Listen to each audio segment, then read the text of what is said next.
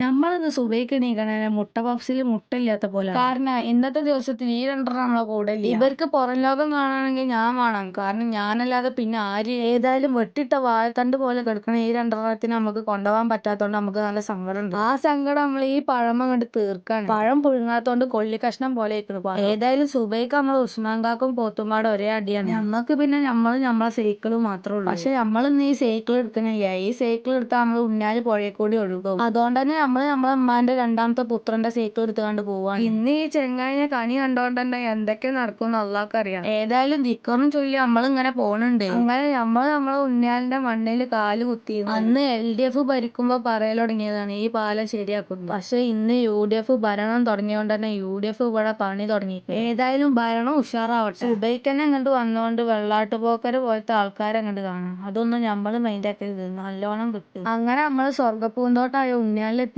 സ്വർഗത്തില് പൂന്തോട്ടാണെങ്കിലും ഇവിടെ നിറച്ചും മണലും കടലും. പിന്നെ നമ്മളെ ഫാൻസുകളെ തല്ലിക്കയറ്റില്ലാതിരിക്കാൻ 2 ബസ് പോലീസ് ഇവിടെ ഹാജരാണ്. പോലീസ് നമുക്ക് വേണ്ടി നിൽക്കണോണ്ട് തന്നെ സമുദ്രം മൊത്തം നമ്മള് കയ്യേറിയ ഫീലാണ്. ഏതായാലും ആ ഓരോ കയ്യേറിയ ഫീലിൽ നമ്മള് നേരെ പെരേക്ക് പോയി. അല്ലാതെ ഇവിടെ നിന്നിട്ട് വലിയ കാര്യമില്ല. പോണ വഴിയിലാണ് ചെങ്ങായിന്റെ സൈക്കിളിന്റെ എഞ്ചിൻ വന്ന് എന്തൊക്കെയോ കാര്യമായിട്ട് സൗണ്ട് കേൾക്കുന്നുണ്ട്. ഏതായാലും ഉന്തിയിട്ടാണെങ്കിലും നമ്മള് സൈക്കിള് പെരയിലെത്തിച്ചിരിക്കണേ. പെരയിലെത്തി പോയ ഉറക്കം മൊത്തം അങ്ങോട്ട് തീർത്ത്. അപ്പൊ ഇന്നത്തേക്കുള്ളതായിക്കണേ. അസ്സലാമു അലൈക്കും.